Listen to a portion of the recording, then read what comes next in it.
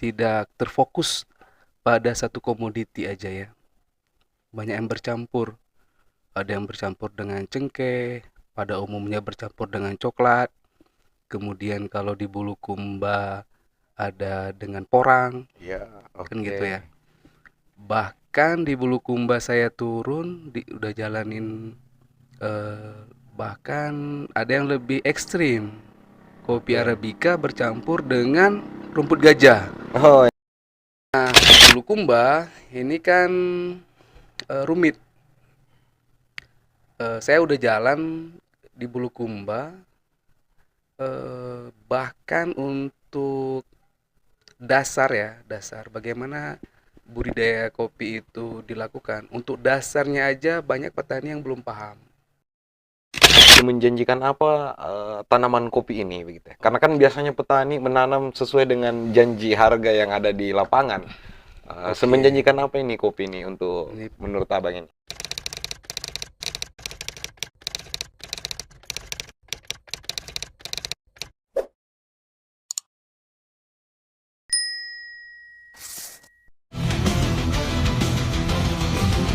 Selamat bergabung di obrolan hangat para pandita. Persembahan Bulukumba TV. Di sini, kita percaya inspirasi tidak punya batas, karena pelajaran bisa datang dari mana saja. Dari kisah kecil, perjalanan panjang, bahkan dari obrolan sederhana. Banyak yang merasa hebat namun enggan berbagi, tapi tamu kita kali ini berbeda. Ia hadir untuk menyalakan semangat lewat cerita nyata yang penuh makna. Mari kita sambut bersama. Bismillahirrahmanirrahim. Assalamualaikum warahmatullahi wabarakatuh. Waalaikumsalam warahmatullahi wabarakatuh. Baiklah, kita bertemu lagi di Bulukumba TV. Kita akan menceritakan atau sedikit mengulik tentang budidaya tanaman kopi dan bagaimana industri kopi ini berlaku di Indonesia. Terutama fokusnya kami ingin poinnya mengetahui poin-poin bagaimana perkembangan kopi yang ada di Kabupaten Bulukumba dengan kabupaten-kabupaten yang lain atau produsen kopi yang ada di Indonesia. Jadi Bulukumba TV kali ini akan menghadirkan atas nama abang siapa ini? Kasman, Abang Kasman. Abang Kasman. Jadi Abang Kasman ini asalnya dari mana, Bang? saya dari Aceh. Aceh. Dari Oke, yang dari kita ketahui bersama bahwa Aceh ini salah satu eh, produksi tanaman kopi terbanyak di Indonesia, bukan Ya, begitu? benar, benar. Begitu, begitu Pak Di. Mm-mm. Jadi asalnya Aceh. Berarti tepat sekali nih, kami akan mengulik sedikit tentang budidaya dan produksi kopi Abang Kasman ini. Saya ambil panggil Abang mungkin lebih Ya, supaya lebih rileks lah Bang Di. lebih ke ini ya, Nusantara Lebih ya. ya lebih santai lah. Iya, Ya, sambil menikmati rokok dan kopi. iya. Kami punya sajian kopi di Wis, kawal ini Bang. enak-enak Ya, kopinya nih. dicoba dulu bisa. Nah, eh kami ingin tahu cerita Abang nih tentang bagaimana apa kopi yang ada di Aceh begitu sebagai tolak ukur yang kami kerjakan di sini. Kami ingin tahu bagaimana cerita-cerita petani-petani Aceh atau petani kopi yang ada di Aceh, Bang. Oke. Jadi saya sedikit bercerita dulu ya. Kebetulan kami ini kan eh, tim verifikasi petani kopi di seluruh Indonesia. Itu di bawah naungan sebuah lembaga non-profit dari Amerika namanya Enveritas. Kemudian kalau di Indonesia itu ada dengan perusahaan Yamada Spire. Kebetulan kita melakukan verifikasi petani kopi itu di seluruh Indonesia dari mulai Aceh, Sumatera Utara, Sumbaksel ya. Sumbaksel ini kan ada Lampung, Sumatera Selatan, Bengkulu, Sumatera Barat dan Jambi. Kemudian di Jawa dari mulai Jawa Barat, Jawa Tengah, Jawa Timur sampai ke Bali, sampai ke Sulawesi dan hari ini alhamdulillah saya ditugaskan di Sulawesi. Jadi di Sulawesi ini kami kemarin mulai dari Sulawesi Barat di daerah Mamasa, kemudian turun ke Toraja, kemudian turun ke Nrekang kalau nggak salah ingat saya ya. Kemudian kemarin kami masih di kabupaten sebelah, eh, kabupaten sebelah Bantai. Bantaeng. Bantai. Kemudian hari ini kita di Bulukumba. Iya. Eh, Kalau saya coba cerita dulu ya, kopi di Sulawesi ini karakteristiknya bagaimana. Kalau di Sulawesi pada umumnya, eh, hampir mayoritas setelah kita jalanin itu kan, petani itu tidak terfokus pada satu komoditi aja ya. Banyak yang bercampur. Ada yang bercampur dengan cengkeh, pada umumnya bercampur dengan coklat. Kemudian kalau di Bulukumba ada dengan porang, Iya, kan oke. gitu ya. Bahkan di Bulukumba saya turun, udah jalanin, eh, bahkan ada yang lebih ekstrim. Kopi Oke. Arabica bercampur dengan rumput gajah. Oh iya iya iya iya iya, iya. Tanaman yang nggak saling. Nah, ini kan tanaman yang tidak bersahabat ya. Kalau mau kita bandingin dengan di Aceh, di Gayo ya. Kebetulan saya juga tinggal di Kabupaten Bener Meriah di Provinsi Aceh. Saya juga seorang petani kopi. Dari lahir perasaan orang tua udah menjadi petani. Saya juga punya lahan. Eh Kalau karakteristik budidayanya tentu jauh berbeda. Oke. Jauh berbeda. Kalau di Aceh itu kan lebih fokus. Jadi Fokus. ada tanaman kopi sebagai tanaman tahunan yang utama, kemudian baru ditumpang sarikan dia dengan tanaman sayur-sayuran, apakah Oke. cabai, tomat, itu yang sebagai tumpang sari. Dan kedua komoditi itu tidak ada yang saling mengganggu. Kemudian bisa saling memanfaatkan, misalkan di pupuk cabai kopinya dapat. Kemudian itu ada pelindung, ada lamtoro, ada alpukat. Sekarang kan lagi digemari tambahan ekonomi petani itu kan menambahkan alpukat sebagai Sebagai tanaman pendapatan tahunannya. pendapatan tambahan. Jadi ada kopi pendapatan tahunan, yang kedua itu ada alpukat, kemudian bulanannya itu ada tumpang sari cabai, tomat dan lain-lain. Oke. Itu untuk memanajemen lahan untuk profit ataupun pendapatan petani. Nah, di Bulukumba ini kan rumit. Saya udah jalan di Bulukumba, bahkan untuk dasar bagaimana budidaya kopi itu dilakukan. Untuk dasarnya aja banyak petani yang belum paham. Oke. Apa itu dasarnya? Penyiapan bibit yang bagus misalkan. Kemudian cara tanam. Cara tanam di sini saya udah muter, tapi mungkin ada yang udah melakukan praktik pertanian dengan baik, tapi pada umumnya sih belum. Misalkan cuma cangkul langsung tanam, cangkul langsung tanam. Padahal kan harus ada teknik lobang. Lobang itu kan banyak fungsinya, seperti eh, mudahnya akar menyerap unsur Oke, hara. ya. Kemudian di lubang itu dikasih pupuk kandang atau pupuk organik untuk nutrisi awal. Kemudian kalau misalkan nanti keasamannya tinggi atau kita butuh netral, maka kita kasih dolomit kan itu ya. Yang pertama, yang kedua jarak tanam. Jarak tanam. Nah, Oke. jarak tanam juga di sini kan tidak beraturan karena di sana ada cengkeh, ada coklat, ada lain-lain, ada banyak tanaman sehingga tidak beraturan.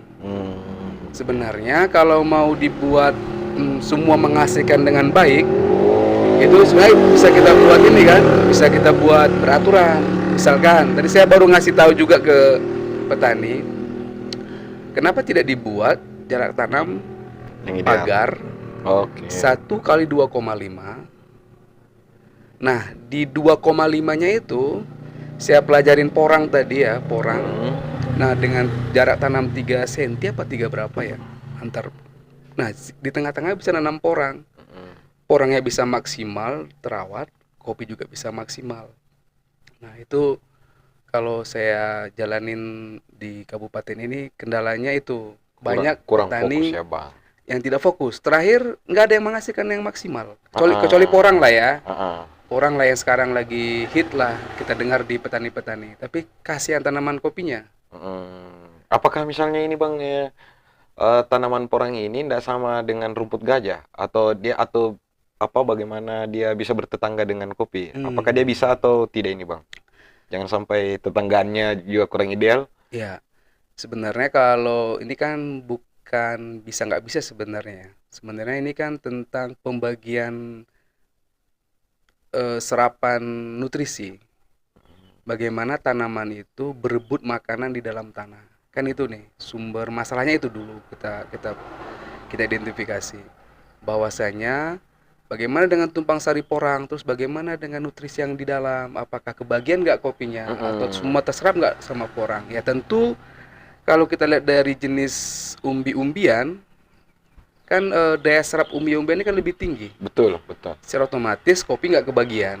Nah, alternatifnya adalah tambahan Tambahan. seperti pemberian pupuk, tambahan pupuk. Jadi kalau misalkan dibiarkan saja alam yang memberi makan ya mungkin terganggu. Nah, Kurang cukup ya Bang? kurang cukup. Makanya kita harus tambahkan dia apakah pupuk NPK-nya kita tambahkan untuk tambahan nutrisinya. Jadi jangan dibiarkan tanpa tambahan, itu sudah pasti nggak cukup.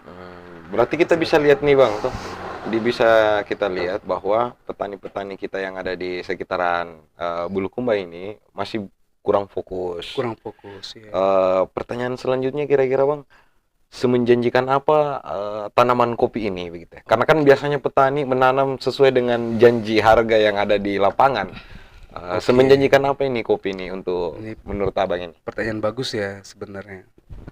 Kami bulan 4, 5 kemarin kan baru dari Lampung ya. Lampung itu ada Lampung Barat yang luar biasa tanaman kopinya. Di Sumatera Selatan itu tertinggi di Indonesia itu untuk produksi kopi Robusta itu di Sumatera Selatan. Nanti bisa dicek di Google. Kemudian di Bengkulu, kemudian kalau di Jambi itu ada di Kabupaten Merangin namanya, saya udah pulang dari sana. Itu untuk Robusta, rumah Robusta. Nah, pertanyaan pentingnya itu adalah bagaimana kelanjutan tanaman kopi ini, apakah punya masa depan baik atau tidak, kan gitu ya. Kemudian yang jauh lebih penting di Bulukumba itu adalah ternyata setelah kita cek hari ini, kopi Arabica itu tidak layak di sini.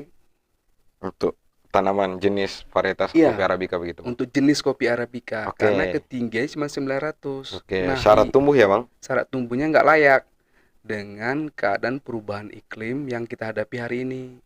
Misalkan kenaikan suhu bumi itu per tahunnya berapa. Nah, untuk di Aceh minimal untuk syarat tumbuh sekarang itu minimal di 1200. Oke. Apakah tidak boleh ditanam di ketinggian 1000? Boleh. Tapi kita kan butuh hasil. Betul. Bagaimana dengan 1000 ketinggian tapi serangan hama penyakitnya luar biasa seperti PBKO, penggerek buah kopi, penggerek batang, kemudian jamur, kemudian kanker batang, Betul. kemudian banyak hal yang membuat kerepotan kita untuk melakukan perawatan tanaman kopi. Karena kopi Arabica itu sensitif, tanaman yang harus dirawat dengan maksimal, seperti bagaimana pentingnya itu pelindung, bagaimana pentingnya itu pemangkasan. Dia tidak boleh terlalu terang benderang dan tidak boleh juga terlalu tertutup. Nah, dia pencahayaan matahari itu benar-benar harus cukup. Begitu rumitnya syarat tumbuh Arabica itu. Nah, di Bulukumba ini yang paling bagus dari keseluruhannya itu adalah kopi Robusta sebenarnya. Untuk yang mendominasi lahan-lahan Iya, di Kabupaten Bulukumba ini Bulukumba, cocoknya Robusta. Robusta Bang. Ini sebenarnya rumah Robusta ini. Rumahnya Robusta ini. Nah, sekedar info teman-teman, kita ini berada di Kelurahan Boron Rapoa, di Kelurahan Boronrapo itu sendiri berada di ketinggian 800 sampai 900 mdpl. Iya.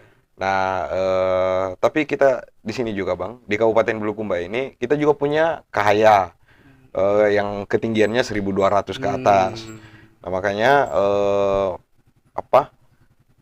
pemahaman antar petani ini penting, kelayakan tanamnya di ketinggian berapa dengan jenis-jenis tertentu. Nah, ini perlu diluruskan ini, Bang. Kita kan kembali ke pertanyaan tadi ya. Sekarang bagaimana nasib petani itu, jangan sampai dia melakukan eksperimen hanya mendengar. Contoh begini, ketika cengkeh mahal, kopi ditebang. Ketika kopi mahal, cengkeh ditebang. Iya. Ketika coklat mahal, cengkeh ditebang. Jadi habis waktu kita melakukan eksperimen mendengar informasi awal. Wah, ini porang mahal, tebang kopi. Oh, ini cengkeh mahal, tebang coklat. Oh, coklat mahal, tebang cengkeh. Jadi habis waktu kita. Kemudian sekarang kita lihat kopi, karena kebetulan kita juga bergerak di kopi. Kita bergerak dari tahun 2017. 2017 mulai. Udah mulai melakukan verifikasi, survei, penelitian ke seluruh petani kopi di Indonesia. Dulu untuk kopi Robusta tahun 2017 itu 1 kilo itu hanya 18 sampai 20.000 per kilo. 18 sampai 20.000 per kilo. Dulu sampai paling mahal 25.000 tuh per kilo. Kalau nggak saya salah ingat ya. Bila kita lihat grafiknya bagaimana 17, 18, 19 itu kan ada kenaikan terus untuk harganya. Oh, terjadi kenaikan di setiap tahunnya, Setiap Bang. tahun. Waktu itu bisa naik ke 30, kemudian ke 40. Nah, di tahun 2019-2020 ketika Covid, dia jatuh lagi. Nah, ketika Covid itu kan bukan alasan pasar kan, tapi karena situasi kita lagi lockdown kan. Ya, Jadi betul. seluruh Pasar transport. ditutup. Nah, pasar tertutup. Tahun 2023, kalau nggak salah ingat saya ya, itu kan udah mulai naik ke 60, 50-an lah, 50-60 betul, lah Bang, waktu betul. itu. Nah, angka tertinggi mungkin kita rekor untuk Robusta itu tahun lalu di 80.000 per kilo. Betul, Bang. Nah, sekarang kan banyak teman-teman mencontohkan di Vietnam, sikit-sikit kopi Vietnam, sikit-sikit kopi Brazil, kan gitu ya. Iya. Padahal di Vietnam sendiri untuk petani kopi udah menurun. Nah, kenapa menurun di Vietnam ini? Karena di sana itu overdosis penggunaan pupuk berlebih. Oke, jadi ada pengaruhnya juga, Bang. Ini Pengaruh. pengaruh overdosis pupuk ini. Pengaruh. Pupuk yang dimaksud ini pupuk apa ini, Bang? Pupuk Yang kimia. kimia.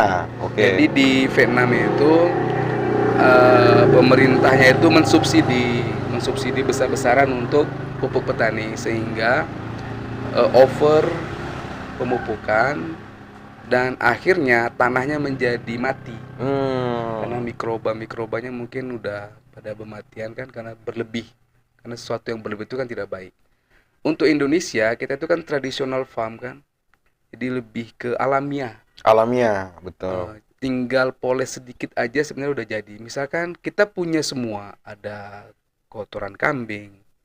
Kalau di Toraja dan di Sumatera Utara Tanah Toba itu ada kotoran babi. Ada di Jawa Timur itu ada lembu, ada kambing. Jadi itu kita manfaatkan untuk pengganti nutrisi. Itu dari pupuk kandang. Kita bisa manfaatkan dari ceri merah, kulit ceri merah. Oke, iya. Kulit ceri merah itu setelah di depulper, kan ada kulitnya itu. Itu kan bisa kita manfaatkan jadi pupuk. Tinggal tunggu fermentasi 4-6 bulan, nggak nyampe lah 6 bulan, 4 bulan, 3 bulan. Oke. Nanti baru kita pindahkan ke lahan. Jadi kita balikkan ke lahan kembali. Nah, itu kita manfaatin untuk memenuhi Kebutuhan nutrisi. nutrisinya. Oke, Bang. Nah, selanjutnya mungkin bisa diceritakan, Bang, seberapa besar pengaruh paling kritis ketika kita memakai ini pupuk-pupuk kimia ini. Oke, nah ini jadi kita sering salah tangkap sebenarnya. Hmm, bukan di pupuk sebenarnya yang sumber masalah. Bukan di pupuk Bang Edi. Bukan. Nah, itu kita sering salah tangkap sehingga petani takut memupuk, nanti dikira itu udah nggak organik, udah masuk kategori bukan di pupuk. Yang bermasalah itu adalah herbisida. Nama unsurnya itu paraquat. Itu Oke, yang terlarang di Amerika. paraquat. Kalau glyphosat itu yang terlarang di Eropa. Jadi sekarang standar standar kopi yang masuk ke Eropa itu udah 0% bahan kimia, bukan pupuk kimia, tapi Hmm, lebih ke herbisidanya. Nggak boleh pakai glyphosat, nggak boleh pakai paraquat. oke. Itu dua dua unsur itu yang sebenarnya yang terlarang, bukan pupuk NPK, bukan Ponska, bukan Oke. urea, bukan, bukan. Berarti banyak pengaruhnya dari bahan kimia Nah, herbisida. herbisida ini Nah, itu. ya. Dalam artian ini racun rumput lah. Nah, itu Racun yang rumput. terlarang, bukan Oke. pemupukannya yang terlarang. Bukan pemupukannya yang Bukan. terlarang. Kalau pemupukan terlarang, ntar Oke. kita nggak ada hasil. Hmm. Oke. Selanjutnya, Bang. Eh Bagaimana kira-kira semenjanjikan apa ini kopi ini? Industri kopi ini ke depan semenjanjikan apa ini, Bang? Pertama, kalau kita lihat di kita aja ya, nggak usah jauh-jauh ke mana gitu ya. Cukup kalau kita di Sulawesi ini cukup melihat kota Makassar aja lah ya. Iya, Seberapa banyak pemuda, iya. anak muda yang nongkrong di kafe.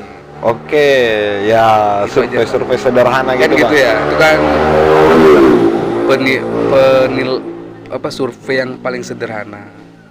Seberapa banyak anak muda yang nongkrong di kafe.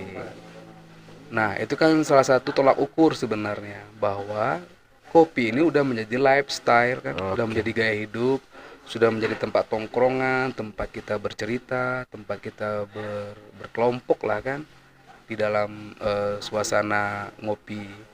Nah, itu masih di Makassar. Kebayang nggak di seluruh Indonesia? Heeh. Kebayang nggak di seluruh dunia? Oke, oke, oke. Masalahnya itu kita petani, kendala kita ini keadaan lahannya udah nggak menghasilkan, kemudian tidak terawat, sehingga bahan baku udah nggak sesuai dengan kebutuhan dunia. Oke.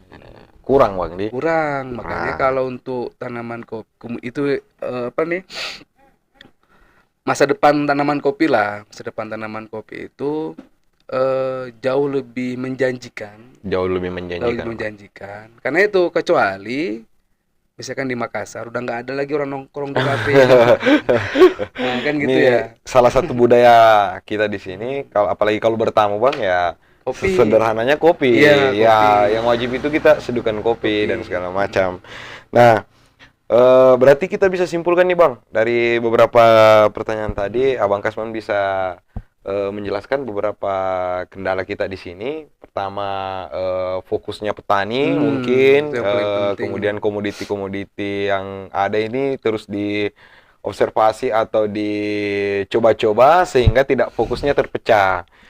Nah, mungkin ada tips lain, Bang, dengan petani-petani kita di sini di Kabupaten Bulukumba. Saya coba kasih sampel ya. Nanti untuk konfirmasi bisa hubungin orang Lampung atau Sumsel ya. Oke, Ya. Bang, kita dikasih Jadi, akses ini.